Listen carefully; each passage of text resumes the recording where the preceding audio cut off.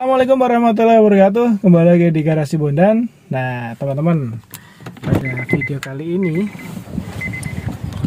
kebetulan kita punya dagangan ini Honda CR-V generasi ketiga dengan kode bodi RE 2000 manual tahun 2007. Nah, nanti bagaimana sensasi mengemudinya dan apa saja yang didapat di mobil ini, nanti akan videokan semuanya. Bagi Anda yang belum subscribe, ditunggu subscribe-nya dan jangan lupa tekan tombol loncengnya untuk tidak ketinggalan video-video dari saya. Terima kasih.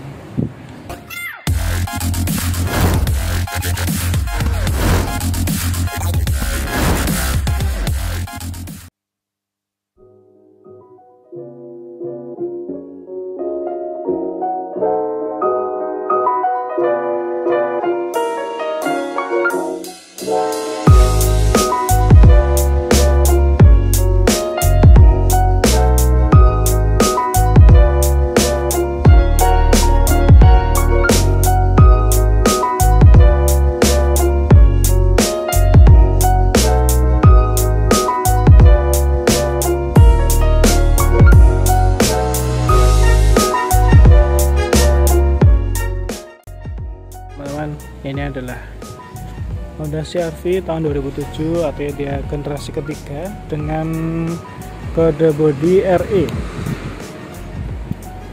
Ya, bentuknya seperti ini. Dia sudah major change dari CR-V yang berkonde ya. Ini tipe terendah 2000 cc manual. Nah, kita lihat dekat-dekat ya. Untuk headlampnya dia sudah menggunakan proyektor, tapi ini masih halogen. Bohlamnya dipisah antara high beam dan low beamnya, dia dipisah seperti ini. Kemudian ini ada grillnya seperti itu, ada chrome-nya. Kemudian di sini juga ada garis chrome-nya juga. Dan di bawah ada fog lamp, tapi ini sepertinya tambahannya, aslinya mungkin tidak ada, itu aftermarket. Untuk yang 2000 manual kemungkinan besar tidak ada. Mohon koreksi kalau saya salah di kolom komentar.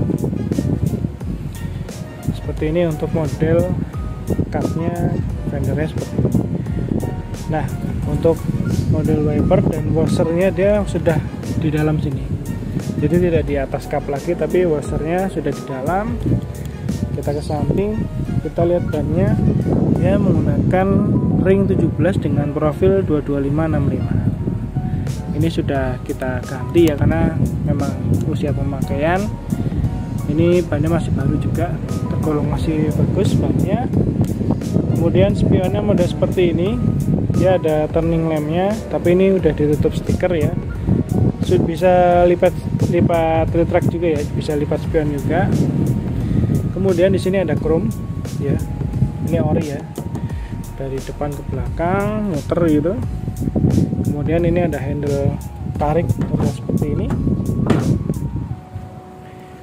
dan di samping tidak disematkan side molding ya, karena dia two-tone ya, yang bawah dia trim hitam seperti ini. Model-model SUV di zamannya seperti itu, dia ada trim hitam bawah yang hitam-hitam. Nah, kita lihat bagian belakangnya, dia sudah mengalami perubahan total, karena memang di belakang yang generasi kedua dia masih ada kondenya atau ban serepnya yang menempel di kap belakang, tapi kalau ini dia sudah tidak ada. Jadi ban serepnya ada di bawah ya, di dalam kabin. Nah, tapi untuk lampunya dia masih vertikal seperti ini ke bawah. Dia model lampunya, tapi dia lebih memanjangnya sampai generasi sebelum sebelum CR-V Turbo. Dia modelnya masih seperti ini, masih memanjang ke bawah. Oke, untuk kacanya sudah disematkan defogger, pemanas kaca, dan high mount stop lamp. Sudah ada wiper dan belum ada sensor parkir. Ya, ini dari belakang ya. Kemudian untuk dimensinya, ini CR-V generasi ketiga dia memiliki panjang 4,6 artinya dia lebih panjang ya dari MPV low MPV kelas Grand Livina 4,4 dan ini 4,6, lebarnya 1,8 dan tingginya 1,6, dan dia memiliki wheelbase jarak sumbu roda itu di 2,6. Nah seperti itu. Kemudian untuk antenanya dia masih menggunakan antena seperti ini, belum shark fin ya. Dan di sini sudah disematkan rel. Jadi nanti kalau Anda menambahkan roof rack ya, tinggal Anda beli crossbarnya, ini dibuka sudah jadi. Untuk aksesoris genuine untuk roof rack juga sudah ada, tapi untuk ini sudah dibawakan dari orinya. Untuk relnya sudah disematkan, jadi Anda tinggal buka lubangnya ini aja, beli crossbar, dan sudah dapat difungsikan untuk box di atas. Di roof boxnya nanti diletakkan di atas crossbar. Oke, seperti ini untuk kondisinya, sekalian Anda lihat. Tapi kalau di video mungkin rancu ya. Kalau berminat mungkin silahkan lihat kondisi aslinya ya. Kondisinya layak pakai, saya tidak bilang istimewa dan tidak bilang buruk, karena memang pemakaian lebih dari 10 tahun sewajarnya saja. Namun kondisi mesin, kondisi bannya juga masih tebal dan lain-lain, nanti Anda bisa cek sendiri. Oke, kita lihat interior. Nah, untuk interior, handle-nya ini modelnya masih tarik seperti ini, dan kuncinya itu seperti ini.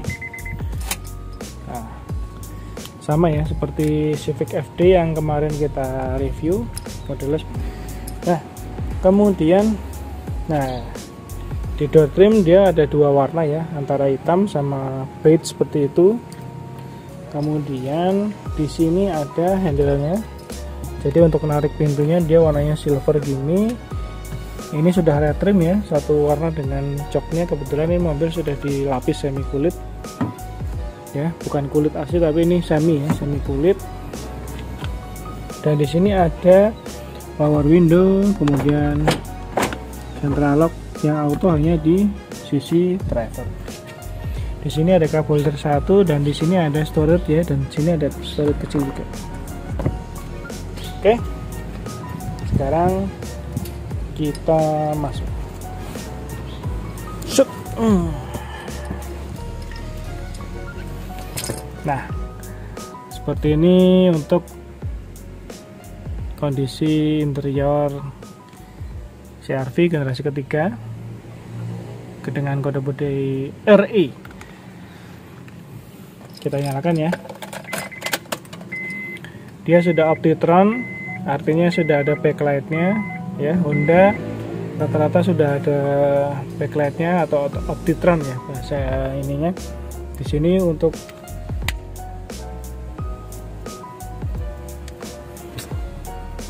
di sini ada tachometer, kemudian di sini ada MID, gambarnya full seperti itu. Kemudian ini untuk speedometer.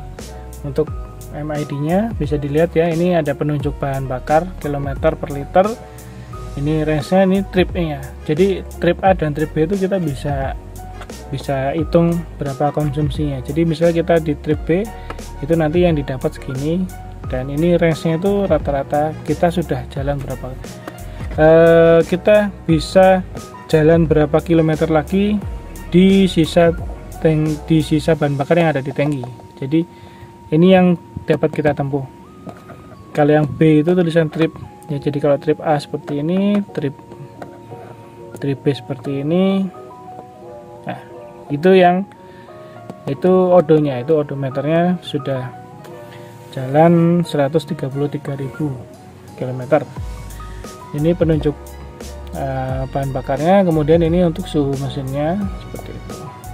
Dan ini sudah ada backlightnya ya, dia sudah Optitron, warnanya juga cakep nih, warna biru berpadu dengan putih ya, sama seperti Honda Civic IS yang pernah saya bahas waktu itu, yang tipe VTI ya. Nyalain dulu AC-nya. Oke, seperti ini untuk kondisi speedometernya. Kemudian fungsi tuas wipernya standar ya, tidak ada intermittennya, hanya on, intermittent, low, dan high. Tapi untuk jeda waktu intermittennya tidak bisa diatur ya. Kalau yang belakang dia langsung on, tidak ada intermittent. Kemudian yang kanan dia hanya ada ini lampu kota, kemudian lampu utama, dan di sini ada tambahan untuk lampu fog lamp ya. Jadi fog lamp ini kemungkinan besar ini tidak ori ya. Tuh lihat, tuh nyalanya aja mungkin kurang rapi ya. Jadi ini tambahan yang seingat saya untuk 2000 manual itu belum ada fog lampnya, seingat saya. Kemudian untuk setirnya dia modelnya seperti ini. Ini karet semua, tidak ada bahan kulitnya. Logo Honda di tengah, sudah ada airbagnya 2 kanan dan kiri ya. Dan fungsinya hanya tilt steering, tidak ada teleskopik aja. Jadi tidak ada teleskopik, hanya ada tilt steering.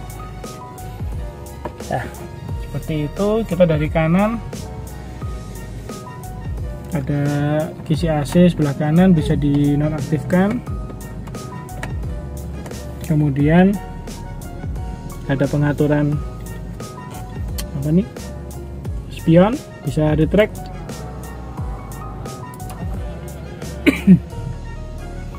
Kemudian yang sebelah kanannya dia aksesoris tambahan fog lamp tadi ya, seperti itu.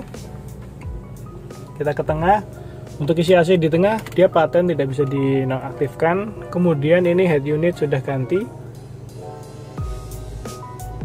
Untuk head unitnya ini sudah ganti ya, aslinya tidak seperti ini. Ini merek Entec, sudah lumayan ya untuk kelas 2 jutaan, sudah bagus. Tapi untuk suara jangan dibandingkan dengan yang merek-merek yang sudah terkenal seperti Pioneer, Kenwood, dan lain-lain. Ini tidak bisa dibandingkan nih, karena ini hanya menang fitur aja Android ya, kurang lebih seperti itu. Kemudian nah, ini yang membedakan dengan seri yang di atasnya, yaitu 2400 cc, dia sudah digital, tapi kalau ini dia masih manual. Ini pengaturan fan-nya, ini untuk temperaturnya, untuk pengaturan suhunya. Kemudian ini ada heaternya ya. Dan untuk pengaturan arah anginnya, arah AC-nya itu ada lengkap di bawah dan lain-lain. Dan di sini ada defogger. Seperti itu. Kemudian untuk lampu hazardnya diatur dari sini. Ini kalau malam nyala merah ya. Kemudian kita ke bawah. Nah, ini yang unik ya, untuk rem tangannya seperti ini modelnya. Kemudian ini ada 2 cup holder, dan di sini ada storage, biasanya untuk koin, untuk menaruh koin, dan ini ada storage lagi. Di bawah sini ada storage. Di sini ada storage ya. Storage, di sini ada storage lagi. Banyak storage tapi tidak ada tutupnya. Kemudian sebelah kiri ya, yang atas ini ada storage tuh, buat nyimpan HP bisa. Kemudian di bawah tuh lumayan kecil. Lumayan kecil maksudnya. Jadi untuk sekelas CR-V ini mungkin lumayan kecil ya ini teman-teman tuh. Ini kayak storage-nya sedan ya, kayak glove box-nya sedan, kecil banget. Sebelah kiri kondisi seperti itu. Untuk joknya ini modelnya seperti ini ya, nanti akan saya komentari pada saat sebelum test drive. Ini seperti ini ya, dengan khas Honda ya, kaku, keras, tapi stylish. Sudah disematkan armrest ya, biar nggak capek tangannya. Kemudian atas ada sun visor. Nah itu lampunya absen ya, yang masuk di Indonesia dihilangin, tapi ada cerminnya. Hand gripnya seperti itu, model lipat. Kemudian di tengah untuk lampu baca kanan dan kiri, dan ada untuk storage kacamata. Nah di sini ada ini, ada apa namanya? Ini sebenarnya harusnya bisa ini loh, bisa. Nah seperti ini. Dia ada kayak cermin tambahan untuk komunikasi dengan penumpang belakang ya. Jadi misalnya driver gitu bisa, gimana Bu, halo, mau diantar kemana hari ini ya gitu.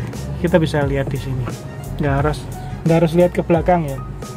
Jadi supir tetap pandangannya di depan, tapi komunikasi dengan yang duduk di belakang bisa lihat dari sini. Oke, setelah itu kita lanjut ke baris kedua ya. Untuk baris pertama seperti itu, kurang lebih kita lanjut ke baris kedua. Masuk ke baris kedua. Nah, sama seperti depan, ada hitam, ada beige, dan di sini ada storage untuk minuman. Langsung kita masuk. Model joknya seperti ini sudah di retrim ya. Di situ ada armrestnya. Kita masuk. Nah, ini tadi posisi duduk depan sudah saya sesuaikan dengan tinggi saya 174 cm, dan hasilnya selisih sisanya ya 5 jari, masih tergolong luas. Dan kondisi untuk di baris kedua ini memang saya akui lebih lega daripada Nissan X-Trail ya, karena Nissan X-Trail itu punya jok yang lebih tebal-tebal. Nah, ini jadi lebih terkesan sempit ya, dan warnanya hitam. Tapi kalau ini dia, posisi duduk saya tadi masih dapat 5 jari maksudnya, 5 jari. Oke.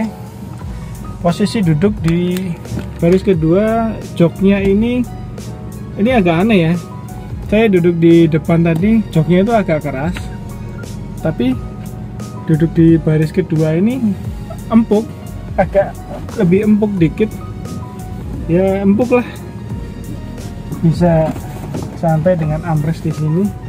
Joknya itu empuk, tapi untuk armrestnya memang tuh lihat, jadi kurang tinggi. Nah seperti itu. Tapi armrestnya ini juga sama seperti depannya, keras, dan ada seatbeltnya di sini, modelnya paten. Kalau yang di depan tadi dia modelnya bisa dinaik turunkan. Saya lupa tadi ngasih tahu yang di depan. Nah, ini yang di belakang dia modelnya paten, dan ruang kepalanya masih sisa sekitar 1 jari lebih dikit. Artinya masih di baris kedua masih lumayan lapang ya. Tapi bener loh, ini di jok yang baris kedua tuh empuk, tapi kenapa di baris pertama tadi di driver sama di sebelahnya tuh sayapnya tuh agak keras, terus bagian tengahnya tuh juga agak keras. Tidak tahu kenapa. Tapi ini empuk loh, serius. Nih, ini empuk. Armrestnya juga ini empuk. Mungkin memang didesain seperti itu agar penumpangnya itu nggak rewel. Kalau kita nyupir kan nggak mungkin kan, kalau misalnya kita capek kita bisa istirahat, cuman kalau di belakang capek, istirahat capek kan yang supirnya ikut capek. Mungkin seperti itu. Tapi ini beneran untuk di baris kedua nih, joknya itu beda dengan baris pertama, jadi lebih empuk yang di baris kedua. Entah kenapa ya, apakah mobil ini aja atau semua di CR-V generasi ketiga seperti itu. Mungkin bagi teman-teman yang punya CR-V generasi ketiga, coba bagi ceritanya, siapa tahu sama ya. Jadi ini yang saya rasakan nih, baris kedua empuk, tapi memang headrestnya sama ya, seperti depan agak keras gitu. Oke, kita lihat bagasinya. Oke teman-teman, ini untuk baris ketiga atau bagasi, dia ada separatornya di sini supaya barang-barang bawaan kita tidak terlihat dari pilar C itu ya. Ada separatornya, dan di sini ada ban serepnya di bawah dengan ukuran yang sama. Di situ ada dongkrak dan kunci-kunci di bawah situ. Kondisinya masih bagus semua ya, hanya kotor, butuh di salon aja ya. Seperti itu. Kondisinya seperti ini, cukup luas ya, tapi tidak seluas Nissan X-Trail T31. Ini lebih kecil sedikit dari kondisinya daripada Nissan X-Trail T31. Kemudian kita lihat ruang mesinnya ya. Nah, ini mesin 2000 cc R20A ya, iVTEC SOHC 150 PS di 6000 rpm dan torsinya di 197 Nm seperti itu. Ini masih menggunakan SOHC ya, tapi sudah menggunakan teknologi iVTEC. Kondisinya hanya butuh dibersihkan, hanya butuh disalon. Jadi ini kondisi mobil yang belum kita apa-apakan, belum kita salon dan belum ini langsung kita video. Tapi untuk kondisi mesinnya itu semua masih kering ya, tidak ada rembes-rembes dan bocor-bocor oli tidak ada. Nanti Anda bisa cek sendiri kalau misalnya berminat mobil. Kemudian di balik kap belum ada ininya, belum ada peredamnya. Seperti itu. Di balik kap belum ada peredamnya. Oke, seperti ini untuk kondisi ruang mesin. Seperti biasa sebelum kita lakukan test drive, saya akan mengomentari posisi duduknya. Ya, seperti pada umumnya Honda yang lain ya. Jadi joknya ini kebetulan ini kita sudah di retrim ya, jadi sudah dilapis kulit, semi kulit maksudnya. Dan saya sudah pernah coba ya untuk Honda CR-V generasi ketiga ini yang masih ori joknya, itu kurang lebih sama rasanya dengan ini. Dia joknya memang agak sedikit keras ya, agak sedikit keras ya, karakter Honda ya, seperti Honda Civic FD yang pernah saya review sebelum video ini. Itu memang joknya itu karakternya memang agak sedikit keras. Nah, ini teman-teman bisa lihat. Namun untuk sayapnya pas ya, di bodi sebesar saya nih pas. Untuk sayapnya pas, dia menyangga, jadi sayapnya itu bisa menyangga di badan di punggung kita dengan pas ya. Jadi kalau kita bermanuver ditangkap sama sayapnya yang keras itu tuh, pas. Kemudian untuk headrestnya juga pas ini tingginya. Jadi ya kalau Anda tingginya lebih dari saya 174 cm, mungkin perlu dinaikkan sedikit seperti ini ya, seperti ini bentuknya. Kemudian untuk armrest ini sudah disematkan armrest di sini. Jadi untuk mengendarai dalam jarak jauh yang lama dengan waktu yang lama juga kita lebih enjoy, lebih santai. Dan di door trim dia juga bisa difungsikan sebagai armrestnya seperti ini. Ya, untuk pengaturan joknya dia bisa naik turun atau ada lift adjusternya, kemudian reclining dan sliding. Nah, seperti ini. Untuk joknya pas, cuman menurut saya ini agak terlalu keras ya. Jadi kita menyetir dalam waktu yang lama, kemungkinan akan punggungnya akan terasa capek. Nah, seperti itu. Kemudian untuk jarak setirnya dia juga tidak terlalu jauh, pas ya. Namun kalau Anda badannya lebih tinggi dari saya yang 174, otomatis Anda akan menjauhkan lagi dan posisi tangannya ke setir akan lebih jauh. Tapi di tinggi saya 174, ini setirnya pas. Namun kekurangannya dia belum teleskopik. Jadi fungsi dari setirnya itu hanya tilt steering aja, belum bisa teleskopik. Untuk penjangkauan tangan di caster di tengah ini ya, untuk AC dan lain-lain dia masih terjangkau ya tangannya. Kita masih tidak terlalu jauh gitu dia. Kita merubah AC, audio, lampu hazard itu tidak terlalu jauh. Kemudian untuk pilar A juga tidak terlalu besar, jadi kemungkinan kita untuk lihat kondisi kanan kiri juga tidak terlalu mengganggu. Kemudian untuk spionnya juga pas, ini besar ya, cuman ya tidak semua orang suka dengan bentuknya ya, karena memang bentuknya tuh agak mengotak besar itu. Pas ya, kita bisa lihat seluruh bodi dari CR-V generasi ketiga. Kebetulan ini fungsinya sudah lengkap ya, yang seperti saya bicarakan tadi, bisa retract spion juga. Oke, kemudian seperti itu ya, mungkin cukup kita lakukan test drive saja. Sebelumnya kita gunakan seatbelt.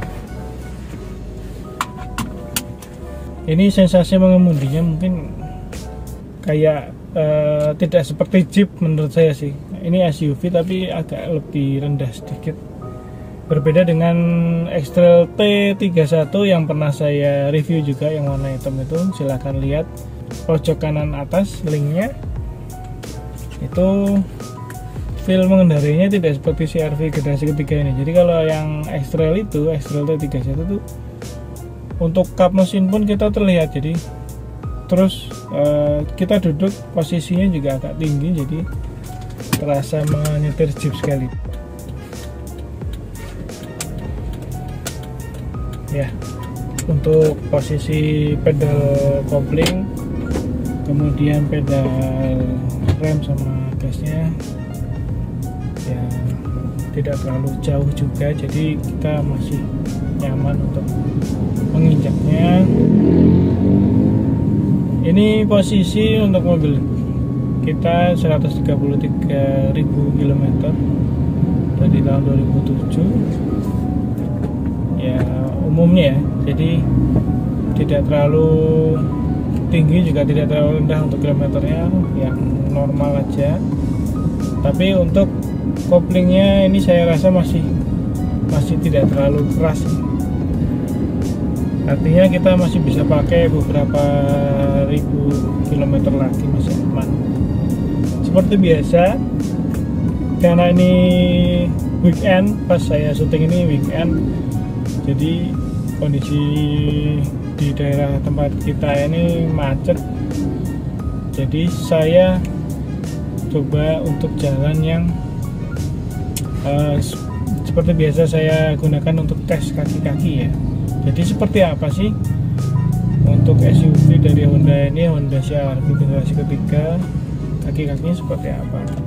Apakah senyaman seempuk X-Trail ataukah lebih kaku? Nah, ini nanti kita akan jawab ya. Dan untuk harganya, Honda CR-V generasi ketiga ini sudah lumayan terjangkau ya. Sekitar 120-an hingga 150-an Anda sudah bisa dapatkan Honda CR-V generasi ketiga. Cukup terjangkau ya di mobil mewah pada zamannya. Nah, ini kita masuk ke jalan yang super jelek, kita ganti ke kamera depan. Nah, teman-teman bisa lihat ini jalan bukan aspal ya, jadi banyak bebatuan, jadi aspal yang tidak jadi. Seperti itu kondisinya. Tuh lihat, ini kita jalan santai ya, jalan 20. Kita tidak berani kenceng ini karena jalannya memang sangat-sangat tidak bagus.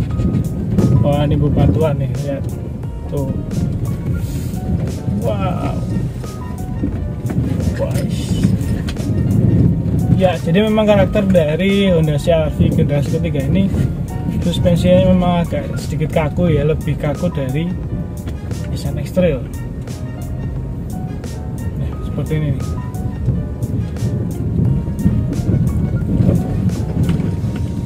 Memang karakter dari Honda memang seperti itu ya, jadi memang agak kaku, tapi masih batas wajar. Tingkat kenyamanan di sekelas SUV masih bisa kita rasakan ya, tidak terlalu terbanting-banting gitu. Karena memang suspensi belakang ini berbeda dengan strukturnya, itu berbeda dengan Nissan X-Trail generasi kedua. Jadi yang T31 yang saya coba kemarin videonya, kalau belum lihat bisa tonton dulu. Itu dia menggunakan suspensi multi-link independen, dan kalau CR-V ini dia masih menggunakan double wishbone. Jadi menurut saya agak lebih sedikit kaku ya untuk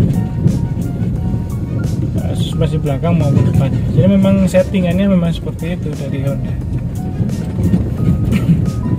Ya.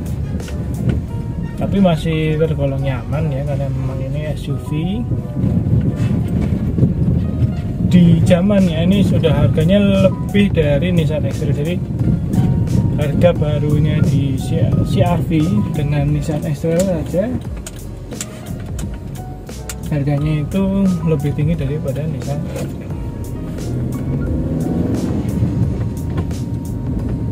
Jalan jelek kita sudah coba ya. Jadi kesimpulannya, di kondisi jalan yang super jelek tadi kelihatan bahwa CR-V generasi ketiga ini punya karakter yang sedikit kaku. Kalau dibandingkan dengan X-Trail ya mungkin dari tingkat kenyamanannya mungkin lebih nyaman X-Trail ya.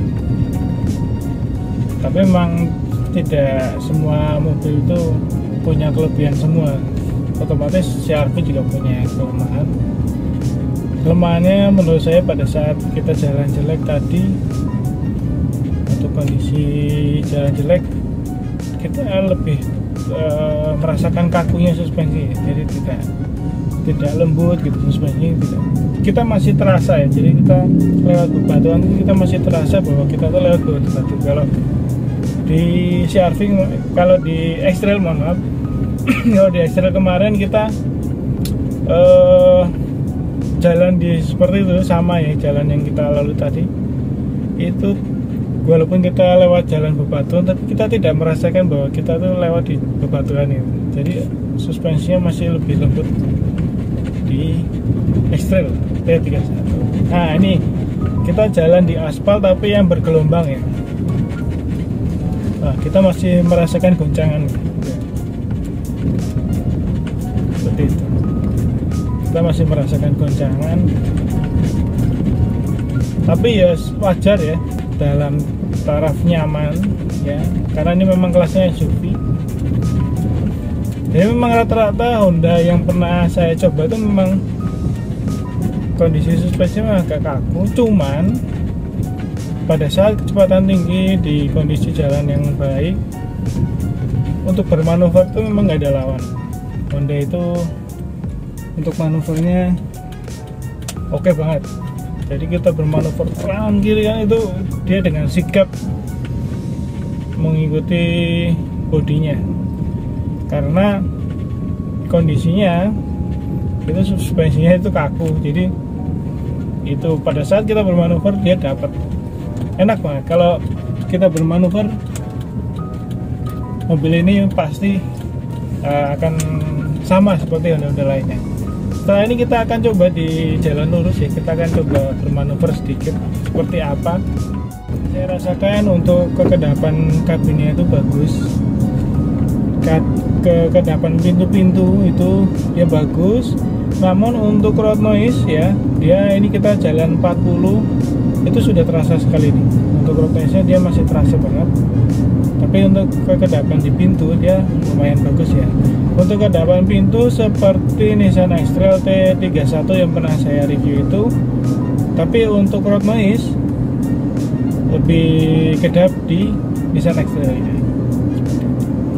Kemudian untuk suara mesin ya, ini saya jalan 60, kita agak gas sedikit. Ini sampai 3000 rpm, halus banget ya, hampir tidak terasa di kabin untuk suara mesinnya. Ini kita coba lagi ya. Tuh, ini sudah di hampir 4000 rpm, tapi suara mesinnya itu nggak terdengar di kabin, hampir mirip seperti Nissan X-Trail T31. Karena ini manual, jadi saya bisa RPM agak tinggi ya. Untuk suara mesinnya halus ya, jadi kekedapan di bol mesinnya itu juga bagus ini. Namun sayangnya road noise-nya masih terasa. Nah, untuk kondisi suspensinya, kalau untuk di kemarin saya sudah coba di jalan jelek, nanti kan saya coba ceritakan juga di video ini. Pada saat kita jalan di jalan yang bergelombang dan jalan yang super jelek, itu mobil ini sangat terasa kaku sekali, karena memang karakter Honda seperti itu ya. Namun biasanya Honda itu men-setting mobilnya dengan suspensinya agak kaku tadi. Ini kita coba ya, kita jalan 80. Nanti akan saya coba manuver dikit-dikit ya. Ini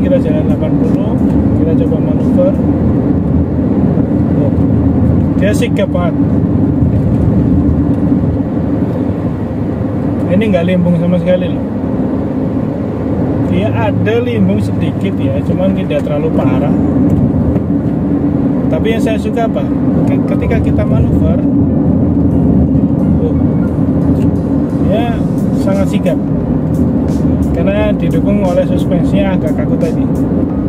Namun pada saat Anda jalan di jalan yang keriting, jalan yang tidak rata, itu memang terasa sekali di CR-V ini kaku banget. Bantingannya sangat keras. Memang pada saat di jalan jelek itu menjadi kekurangan dari CR-V generasi ketiga ini.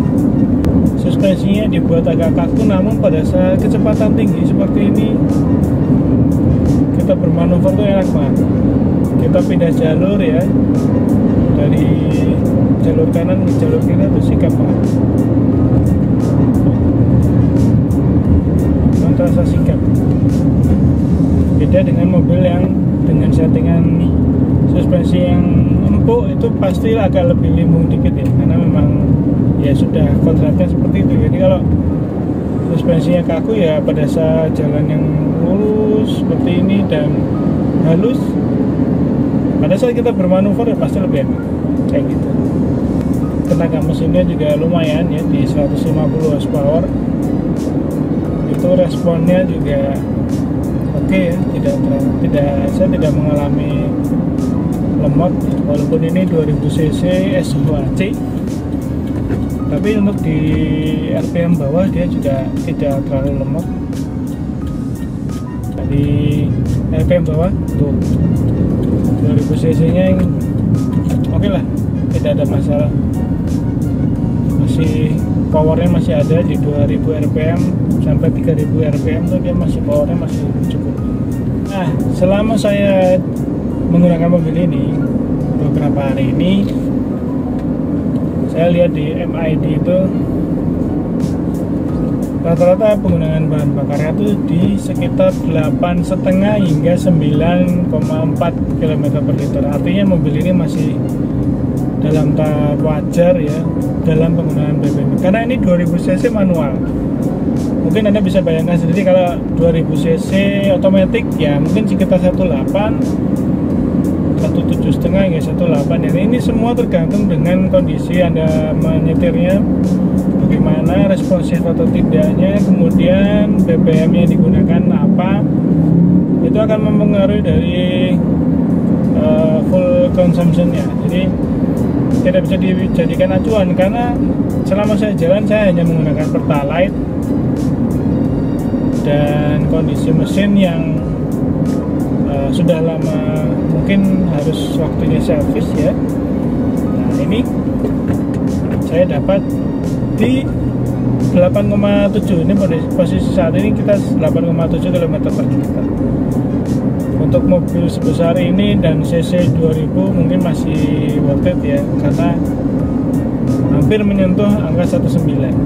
Apalagi bisa di 19,5. Itu termasuk irit ya mobilnya, karena saya pernah pakai Avanza pun Matic, tapi ya Avanza Matic itu hanya berkisar di 19,5 hingga 110,5. Artinya kita bisa dapat mobil yang lebih besar, lebih nyaman, kemudian lebih gengsi tentunya ya kalau mobil seperti ini. Oke teman-teman, kita sudah sampai di penghujung video. Kita simpulkan, mobil ini sebenarnya masih tergolong nyaman. Dengan tahun yang sudah lebih dari 10 tahun, dia kondisinya masih bagus. Kemudian untuk ya semua itu wajar ya, karena memang sudah pemakaian 10 tahun. Untuk kondisi suspensi ya, seperti yang saya tadi ceritakan, ketika kita berjalan di jalan yang rusak itu akan mengalami goncangan karena memang suspensinya agak sedikit kaku. Namun pada saat kita jalan di jalan lurus, kita bermanuvernya enak banget. Ini mobil manuvernya juga lumayan enak banget ya. Jadi gimana ya, lumayan enak banget. Pokoknya enak deh kalau untuk Honda Untuk manuver-manuver jago banget ya dia, karena suspensinya memang agak kaku. Tapi kalau pada saat jalan jelek memang ya kita akan merasakan sedikit kaku ya suspensinya. Itu wajar karena memang beberapa mobil Honda itu di desain memang seperti itu. Untuk kondisi luarnya wajar pemakaian, interiornya tidak ada bau-bau yang aneh-aneh, kemudian tidak ada yang sobek-sobek, semuanya masih utuh. Dan ada beberapa yang sudah dimodifikasi ya, termasuk head unit itu sudah diganti dan lain-lain ya. Barangkali Anda lagi mencari SUV nih yang harganya 120 hingga 150 hingga 160-an, bisa ini saya rekomendasikan Honda CR-V generasi ketiga. Bisa saya rekomendasikan, siapa tahu Anda suka bentuknya, kemudian memang lagi nyari Honda ya, bisa hubungi saya di nomor yang saya cantumkan di kolom deskripsi untuk kita bisa lihat ya kondisinya seperti apa, bisa Anda coba sendiri. Jika berminat dan cocok bisa langsung angkut tayar dan bawa pulang. Oke, kita akhiri dulu video ini. Mohon maaf apabila saya ada kesalahan dalam menyampaikan dalam video. Terima kasih. Jangan lupa subscribe dan jangan lupa tekan tombol loncengnya biar nggak ketinggalan video-video dari saya. Saya undur diri dulu. Wassalamualaikum warahmatullahi wabarakatuh.